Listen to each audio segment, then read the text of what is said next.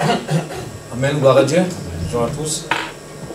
Vous savez qu'on parle de l'année 2024 et aujourd'hui on est en 2025. On ne sait pas comment on l'a fini, mais en tout cas on veut bien commencer l'année 2025. Amen. Comme on dit toujours, on veut prendre des bonnes et de nouvelles résolutions. On va faire ce matin un nouveau départ. Amen. Je ne dis pas un bon ou un mauvais départ parce que le but c'est pas qu'il soit bon ou mauvais le départ, le but c'est la fin. C'est le but en fait. C'est surtout ça. On a vu plusieurs chrétiens qui ont mal commencé leur vie chrétienne et ils sont arrivés au ciel. Et on a vu plusieurs peut-être qu'ils ont bien commencé et peut-être se perdent. Donc beaucoup des premiers seront les derniers, beaucoup des derniers seront les premiers. Et il est bon de commencer une nouvelle année, surtout de bonnes résolutions. Quand nous on parle de nouvelles résolutions, elles sont toujours spirituelles. Elles sont surtout dans le Seigneur, un peu comme chaque année ou peut-être pour les gens plus âgés, on va dire tous les 3 mois, 6 mois, on fait un bilan de santé. On regarde un peu si le sucre a monté, si on a trop de sel, si on a trop de gras, si on a trop de manger, est-ce qu'il faut faire un peu plus de sport, est-ce que je dois baisser ici, est-ce que je dois enlever de ce côté-là. Et nous, c'est un bilan spirituel qu'on va faire, un bilan spirituel dans nos vies. Et ce matin, il est bon de s'examiner. Et j'ai voulu prendre ce verset qui m'est venu en tête, c'est dans le psaume 139, c'est un psaume de David, c'est le verset 23-24. Lucien, je peux le mettre?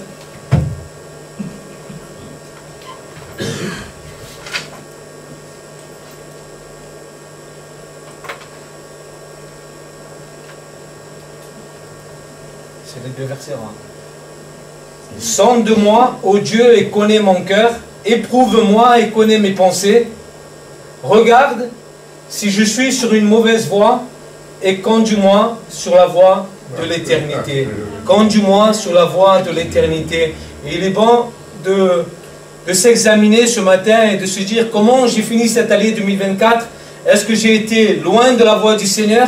Et il est bon ce matin de s'examiner et de dire Seigneur, si je suis loin de toi, Seigneur, conduis-moi sur la voie de l'éternité. C'est une prière que David a fait au Seigneur et je crois que c'est une prière que nous aussi nous devons faire. Et j'ai noté 7 choses où nous devons progresser, nous devons nous améliorer, où nous devons s'examiner, s'éprouver, comme dit la parole de Dieu, éprouvez-vous vous-même sur votre très sainte foi. Et nous devons, il y a des choses à enlever, il y a des choses à ajouter. Et vous savez, on est un peu dans une école. Tout le long de notre vie terrestre, on apprend des choses. Amen. On ne peut pas dire qu'on est arrivé, j'entendais un homme, un jour, sans le juger, cet homme, c'est comme si cet homme, il avait déjà tout acquis spirituellement. Et il dit, moi, j'ai ceci, cela. Je me disais, mais bon, on n'arrivera jamais, Dieu était tellement infini, on n'arrivera jamais à la hauteur de Dieu. On a tout le temps envie d'apprendre et besoin d'apprendre tous les jours de notre vie. Donc, la première des choses qu'il faut s'examiner, c'est notre cœur. Notre cœur, est-ce qu'il est bon ou en mauvais état? Et c'est la question à se poser ce matin. Et on parlait de David. David, vous savez qu'il a été appelé un homme selon le cœur de Dieu. Maintenant, il faut se poser la question, pourquoi David a été appelé un homme selon le cœur de Dieu? Pourquoi? Et Dieu dit dans sa parole, voici sur qui je porterai les regards. Sur celui qui a l'esprit abattu. Ça veut dire quoi? Ça veut dire que quand David péchait contre l'Éternel, il était abattu à un point où vous ne pouvez même pas imaginer. Parce que ce n'est pas normal qu'un homme a péché, qu'un homme est tombé et qu'il ne ressent rien du tout. C'est que peut-être il n'a même pas l'Esprit de Dieu en lui. Parce que quelqu'un qui a l'Esprit de Dieu en lui, eh bien, l'Esprit de Dieu doit le faire reconnaître vraiment qu'il a vraiment péché. Et David savait reconnaître qu'il avait vraiment péché. Donc vous savez, dans le psaume, je crois que c'est le psaume 51, David reconnaît ses fautes. Et c'est pour cela qu'il a été appelé un homme selon le cœur de Dieu, parce qu'il reconnaissait ses erreurs. Vous savez, il y avait le roi Saül, qui a été le premier roi d'Israël choisi par Dieu. Et vous savez qu'entre Saül et David, vous savez que si vous regardez les 2 histoires, David a péché plus que le roi de Saül. Si vous regardez bien les histoires, l'histoire de Saül et de David. Mais David reconnaissait ses péchés. Il avait une véritable repentance. Tandis que Saül, non. Saül, il était un peu orgueilleux. Saül ne reconnaissait pas qu'il péchait contre l'Éternel. C'est pour cela qu'il n'y avait pas une vraie repentance de sa part. C'est pour cela que David était appelé un homme selon le cœur de Dieu. Et c'est une question à se poser, qu'est-ce que je dois faire? Qu'est-ce que je dois faire pour avoir... Parce qu'un cœur purifié, c'est un cœur propre devant le Seigneur. Un cœur propre. Et si j'ai le visage sale, ce matin, j'ai besoin de me laver la figure afin que mon visage soit propre ce matin. Et c'est le but.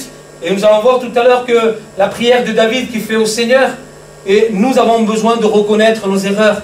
C'est pour cela que le Seigneur dit, je ne regarde pas l'apparence, mais il regarde au cœur. Il regarde au cœur. Comment est l'état de notre cœur ce matin? Comment il a fini en 2024 et comment tu veux qu'il commence en 2025? Comment tu veux qu'il commence? La parole de Dieu dit, c'est de l'abondance du cœur que la bouche parle ce matin. Une autre parole dit, garde ton cœur plus que toute autre chose, car de lui viennent les sources de la vie. Il est bon de garder son cœur plus que toute autre chose, parce que de là-dedans viennent les sources de la vie. Il est dit aussi dans la parole de Dieu, l'homme bon tire de bonnes choses d'où? De son bon trésor. Par contre, l'homme mauvais tire de mauvaises choses de son mauvais trésor. Si là, ici, c'est mauvais, ça m'étonnerait que quelque chose de bon va sortir. Mais si là, ici, c'est bon, mais ce qui va sortir, il va être bon.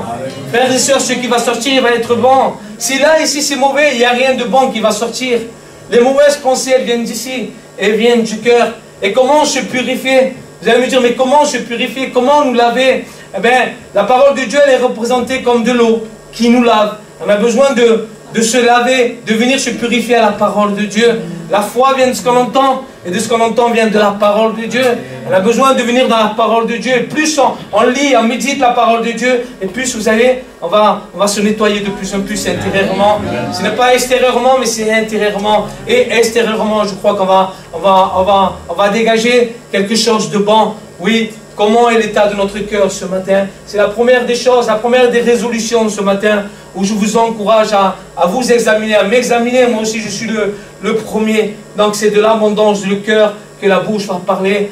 Rarement, on voit des personnes venir en vacances, et je ne sais pas si le serviteur, on voit des personnes venir de vacances, je vous dis, et on se doute si ces personnes-là, on se dit, oulala, ces personnes-là, ils n'ont pas beaucoup passé du temps avec Dieu, ou ils sont un peu éloignés du Seigneur, parce que des fois, on est un peu séduit dans le monde, on est un peu pris par les choses qui arrivent aussi, par les circonstances, les situations de la vie, mais surtout pendant les vacances d'été, on se dit, mais cette personne n'est pas très spirituelle. Donc, ce qu'elle va dégager ne va pas être quelque chose de bon, mais quelque chose de mauvais. Elle va partir au quart de tour. Mais nous, en tant qu'enfants de Dieu, on doit réfléchir avant de parler. On doit veiller sur nos paroles. Elles sont importantes, nos paroles. Une parole sauve, une parole tue, une parole peut écraser, une parole peut détruire, mais une parole peut édifier aussi. Nous sommes appelés ici pour édifier. Les dons spirituels, quand on parle de dons spirituels, les dons spirituels ne sont pas pour nous-mêmes. Les dons spirituels, ils sont pour édifier l'Église. Elles sont pour le perfectionnement de l'Église. Et c'est pour ça que Dieu a placé sur chacun de nous une mesure de foi, une mesure de don chacun de nous. Amen. Donc la première des choses, notre cœur. Examiner notre cœur, il est important. La deuxième des choses que je voulais relever, c'est les priorités. Donc, en 2025, en 2024, quelle a été ta priorité? Quelle va être ta priorité en 2025? Est-ce que ça a été... parce que la priorité, c'est remettre Dieu en premier, en fait. Quand je parle de priorité, c'est pas mettre Dieu à la dernière place. Donc Dieu doit reprendre la place qui lui revient de droit ce matin pour chacun de nous. Jésus dira dans sa parole, il dit, mais si vous le haïssez, mais quand il dit vous haïssez, en fait, il est en train de dire, si vous préférez vos enfants, vos familles, plus que moi, mais vous n'êtes pas digne d'être mes disciples. Parce que Dieu veut prendre la première place. Il y a combien de fois, à cause des sentiments, à cause de la famille, Dieu est en dernier. Dieu est en dernier, et après, ben, on dit, mais Seigneur, tu es le premier, Seigneur, je t'aime. Le Seigneur me dit, il va me dire, mais tu dis que tu m'aimes, mais je suis toujours le dernier pour toi. Tu te lèves le matin, je suis le dernier. Tu te lèves le matin, le premier coup de fil, c'est pour ton fils, ta fille, ta famille, même si ce n'est pas mauvais, et on doit le faire. Mais ces choses-là, elles doivent être secondaires. Secondaire, la famille doit être secondaire. Celui qui doit reprendre la première place, c'est Dieu dans ta fille. Remets Dieu à sa place. Quel est le premier commandement? Tu aimeras ton Dieu de tout ton cœur, de toute ton âme, de toute ta pensée. La plus grande de ces trois choses, la foi, l'espérance et l'amour. C'est la plus grande de ces trois choses. Et nous devons remettre Dieu en priorité. Changeons nos priorités. Si dans cette année 2024, Dieu a été le dernier, c'est comme ça, il y a des années, il y a des jours, il y a des mois, c'est comme ça. Mais il faut se remettre en question et dire non, Seigneur, tu es et tu dois être ma priorité. Reprends la première place.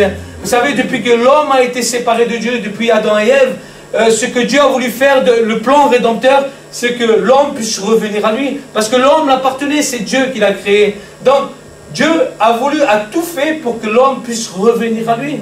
Et c'est le but. Mettons Dieu à la première place. Remettons Dieu à la première place. La troisième chose que j'ai relevée, c'est l'amour de l'argent. L'amour de l'argent. Combien de personnes se sont trouvées dans bien des tourments, dit la parole de Dieu. Ce n'est pas l'argent, l'argent est une bénédiction. Mais c'est l'amour de l'argent qui n'est pas bon. Beaucoup se mettent à travailler de plus en plus fatigués pour pouvoir payer leur crédit, pour pouvoir avoir plus d'argent. Et vous allez me dire, c'est normal. Vous savez combien de témoignages j'ai entendu d'hommes et de femmes de Dieu, après c'est leur vie. Chacun des foyers est différent. Peut-être qu'eux l'ont fait ainsi, c'est pas parce qu'aujourd'hui nous on va le faire, mais c'est un bon exemple à prendre. Beaucoup d'hommes et de femmes travaillent aujourd'hui partiellement. Pourquoi? Parce qu'ils veulent plus se consacrer au Seigneur. Après c'est leur vie, c'est leur choix, c'est leur décision. Est-ce que toi, est-ce que moi ce matin, est-ce que moi je vais prendre cette décision de dire ben je vais peut-être moins travailler pour plus me consacrer au Seigneur?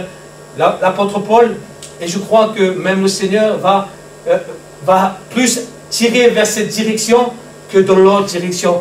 Mais peut-être vous allez me dire, mais c'est pas toi qui vas payer mes dettes, mais c'est pas toi qui vas payer mes crédits. Dieu dit dans sa parole, celui qui ne veut pas travailler, qui ne mange pas non plus, parce qu'il doit avoir un équilibre dans la parole spirituelle, dans la parole de Dieu. Et celui qui ne travaille pas, mes frères et mes sœurs, il est en train de vivre dans le désordre, à moins qu'il ne peut pas travailler non plus. Donc il y a tout un équilibre. Mais voyons, Dieu dit dans sa parole, là où est ton trésor, là aussi sera ton cœur. On parlait de cœur tout à l'heure. Et si je vous poserai la question, où est votre trésor? Si vous me dites mon trésor, il est dans le ciel. Et si je fais que de travailler pour gagner plus d'argent, je me dis que ton trésor ce matin est dans le ciel. Non. Dieu dira dans sa parole aussi, affectionnez-vous, ne vous affectionnez pas des choses qui sont sur la terre, mais affectionnez-vous des choses qui sont dans le ciel.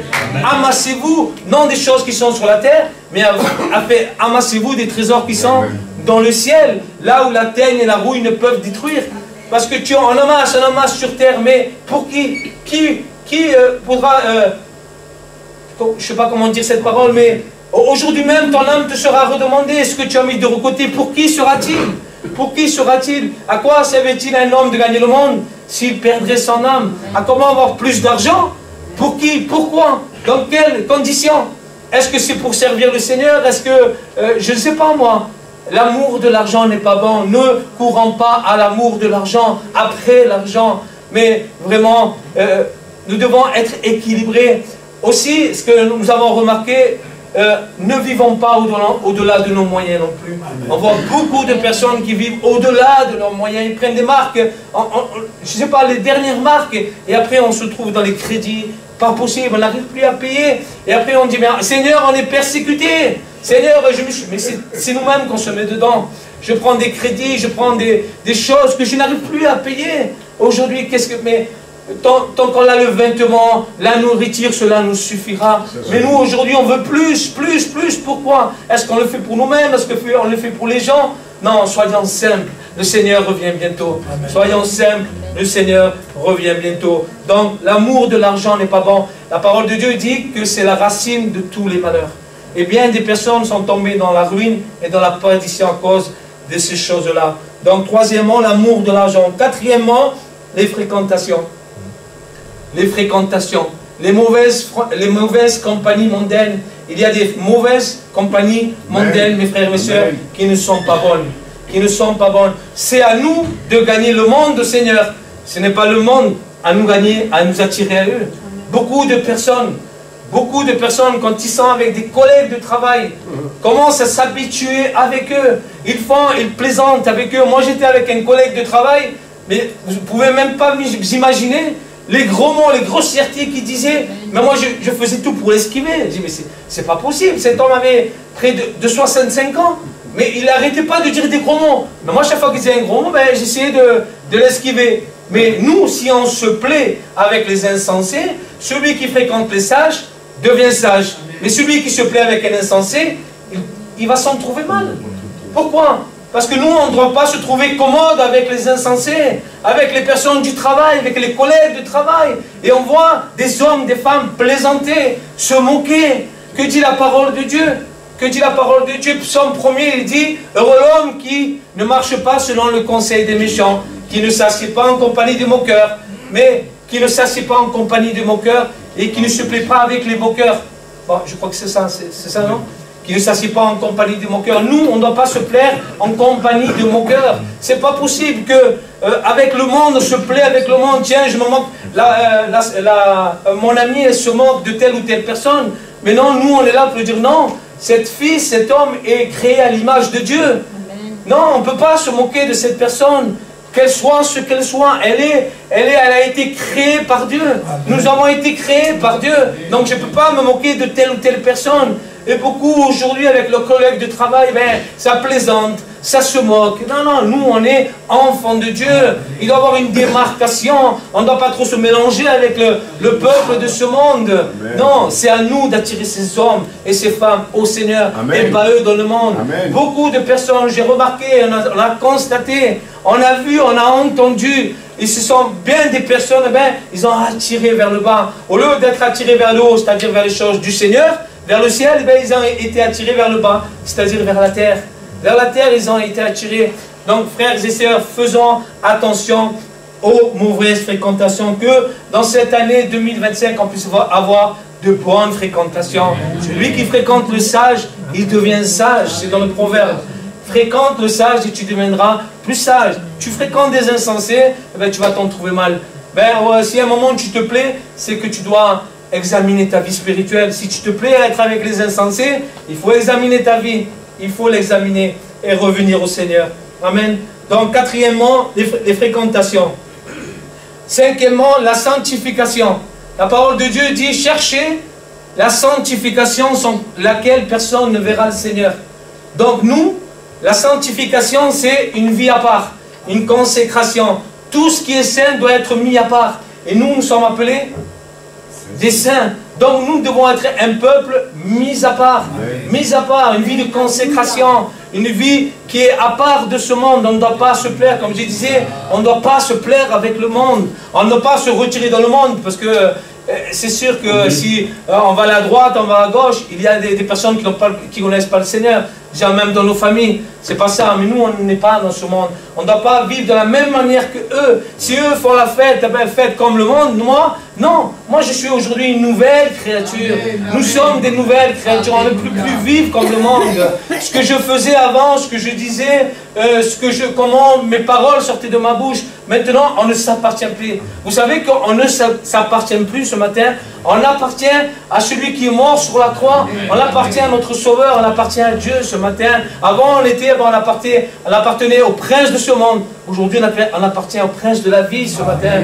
Au prince de la vie. Donc, je ne m'appartiens plus. Si Christ vit en moi, ce n'est plus moi qui vis, mais c'est Christ qui vit en moi. C'est lui qui vit en moi. Je ne peux plus faire que n'importe quoi. Donc, à un moment, si je fais n'importe quoi, si je dis n'importe quoi, il faut réexaminer ma vie.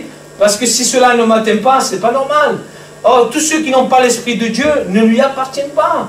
Donc, ceux qui sont nés de nouveau ont l'Esprit de Dieu en eux. Et nous devons être des hommes et des femmes ce matin au milieu de nous, qui ont pris la Sainte Seine ce matin, des hommes et des femmes nés de nouveau. Amen. Il faut qu'on naisse de nouveau avec le Seigneur. Et c'est ce qui est vrai.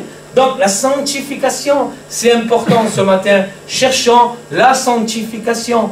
Il y a une parole qui dit, si ton œil droit ou ta main droite est une occasion de chute, ben, jette-le ou coupe-le, parce qu'il est avantageux pour toi qu'un seul de tes membres périsse et que tu rentres dans le ciel. Amen. Bien sûr, c'est une image, parce qu'aujourd'hui, aucun de nous, on n'aurait plus de yeux, on n'aurait plus de bras. Bien sûr, c'est une image, parce que Dieu fait grâce, Dieu pardonne, Dieu est amour.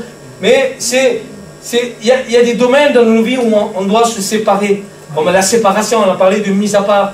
Il y a des choses à enlever, à ôter. ôter la pierre. Jésus aurait pu lui-même ôter la pierre, mais il dit à Marthe et Marie, ôtez la pierre. Il y a des choses que Dieu fait. Il fait toute la part, Dieu l'a faite sur la croix. Maintenant, il y a ta part, il y a notre part, que nous devons faire. ôter la pierre. Il y a des choses qui ne sont pas la gloire de Dieu. Cherchant. La sanctification, en fait, c'est une progression aussi. Hein. C'est une progression dans cette mise à part. Une vie de sainteté avec le Seigneur. Amen. Donc, cherchant la sanctification sans laquelle personne le verra le Seigneur. Heureux celui qui procure la paix, car il sera appelé fils de Dieu. Heureux celui qui a le cœur pur, car il verra Dieu. On parlait de sanctification. Heureux celui qui a le cœur pur, car il verra le Seigneur. Est-ce que vous voulez avoir le cœur pur ce matin? Est-ce que vous voulez voir le Seigneur? Ben, vivons dans cette sanctification ce matin, dans cette progression avec le Seigneur. Et sixièmement, en vérité, cette partie c'est la plus importante du chrétien, parce que c'est l'oxygène du chrétien, c'est la prière et la méditation de la parole de Dieu. C'est ce qui fait l'oxygène du chrétien. La respiration du chrétien, c'est ces deux choses. La prière, ma maison sera appelée une maison de prière pour tous les peuples, pour toutes les nations. Et je m'étonne nombreuses de fois les personnes qui ne viennent pas aux réunions de prière. C'est important d'avoir une vie de prière ensemble, en communauté. Elle est importante aussi d'avoir cette vie à part avec le Seigneur, de prier individuellement, personnellement, mais il est important aussi de venir prier ensemble. De prier ensemble, car c'est là que Dieu envoie la bénédiction. Quand 2 ou 3 sont assemblés en son nom, il est au milieu de nous. Il est au milieu de nous. Et la méditation de la parole de Dieu. Vous savez, comme le corps a besoin de nourriture pour s'alimenter, ben, l'esprit a besoin aussi de s'alimenter spirituellement, c'est-à-dire de la parole de Dieu. L'homme ne vivra pas de pain seulement, mais de toute parole qui sort de la bouche de Dieu. On a besoin de se nourrir de la parole de Dieu. Elle est celle qui nous alimente, elle est celle qui nous nourrit. Donc la prière et la parole de Dieu, c'est les deux plus importants. J'ai marqué en sixièmement, mais en fait c'est la plus importante de toutes les choses que j'ai dit tout à l'heure. Et la septièmement, n'abandonnons pas notre assemblée, comme c'est la coutume de quelques-uns. Ben, tout à l'heure, j'ai dit, moi j'aime bien prier tout seul à la maison, mais c'est bien aussi de prier ensemble avec le peuple de Dieu. Pourquoi? Parce qu'on ne peut pas vivre notre vie tout seul. Ce n'est pas, même si je ne veux pas me tromper, c'est même anti-biblique. Pourquoi? Parce que tu vas dire, mais moi je prie chez moi, je médite la parole de Dieu. Mais il faut se poser la question, si tout le monde fait comme chacun, si tout le monde fait de cette façon, ben, moi je ne viens pas le mardi, le vendredi, le dimanche. Pourquoi? Parce que je prie chez moi. Parce que ben, je lis la parole de Dieu chez moi, je reste spirituel.